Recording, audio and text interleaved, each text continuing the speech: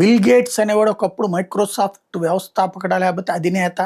ఆ రోజులు వేరు. ఇవాల్టి రోజున బిల్ గేట్స్ అనేవాడు దేశ ద్రోహనాల, ప్రపంచ ద్రోహనాల లేకపోతే మానవాళి ద్రోహి వాడు.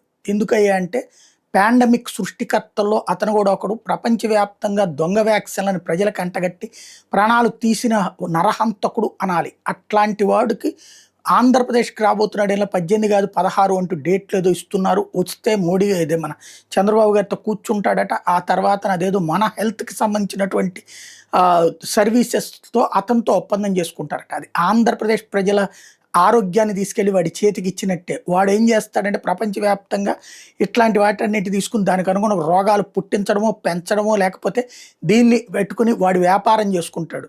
వాడిని ఏమాత్రం నమ్మడానికి వీల్లేదు. ఇది ప్రపంచం అంతా కనబెడుతుంది. ఈవెన్ ఎపిస్టన్ ఫైల్స్లో కూడా వాడి గురించిన అంత వ్యవహారం బయటపడ్డ తర్వాత కూడా వాడేదో సన్మార్గుడు, వాడేదో ప్రపంచానికి పనికొస్తాడని చెప్పి మనం ప్రచారం చేసుకుని వాడిని భుజానేసుకోవాల్సిన అవసరం ఏంటో ఒకసారి ప్రభుత్వం ఆలోచించుకోవాల్సి ఉంది.